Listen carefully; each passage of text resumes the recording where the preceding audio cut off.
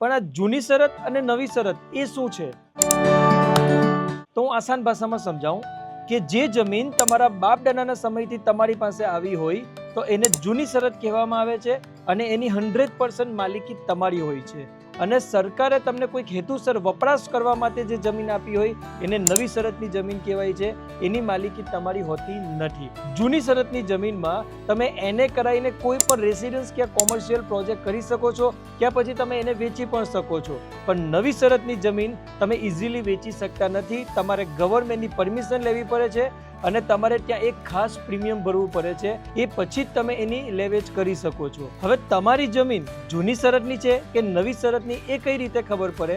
તો તમારો જે 60/12 નો ઉતારો છે તો એમાં એ જમીનનો ઉલ્લેખ કરવામાં આવ્યો હોય છે કે જૂની શરત કે નવી શરત. અને જો તમારે ઓનલાઈન એની ચકાસણી કરવી હોય તો નીચે કમેન્ટમાં માય લેન્ડ કરીને તમારે લખવાનું છે.